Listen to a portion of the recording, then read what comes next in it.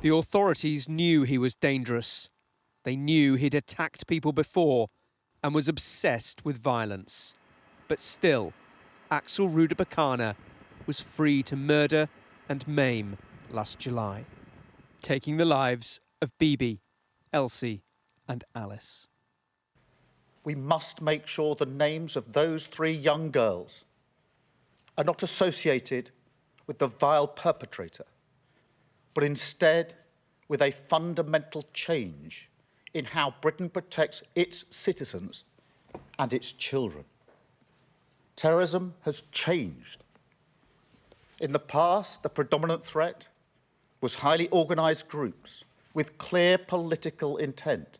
But now, alongside that, we also see acts of extreme violence perpetrated by loners, misfits, young men in their bedroom, accessing all manner of material online, desperate for notoriety, sometimes inspired by traditional terrorist groups, but fixated on that extreme violence, seemingly for its own sake.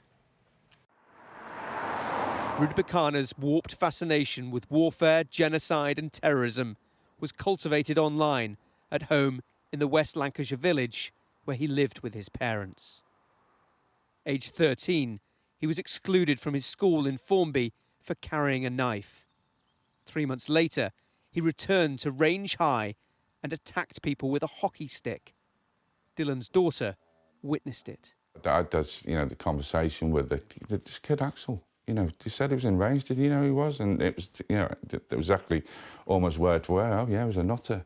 He tried to attack someone outside my maths class with a hockey stick. He had a kill list, and I was very, taken aback. It sounds like it was a tragedy waiting to happen. How's he fallen through the cracks? And that's what people want to know. That first incident with the knife in school happened in October 2019. The hockey stick attack followed 3 months later when he broke a fellow student's arm. That was when he was first referred to Prevent, but he was judged not to meet the threshold for further intervention. He then sporadically attended 2 different special schools, where again, teachers were concerned about his behaviour. And in 2021, he was referred twice more to Prevent, but his case wasn't escalated. While the police said they couldn't find a specific terrorist ideology, Rudakubana was a clear threat, known to multiple authorities and free to buy his knives online, something the Home Secretary has described as a total disgrace. She has promised far stronger interventions, not just from counter-terrorism police, but from everyone who had him on their radar.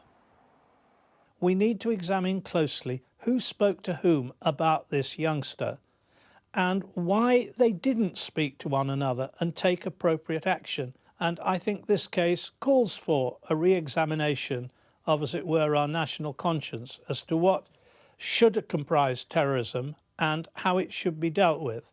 Rudakubana will be sentenced on Thursday.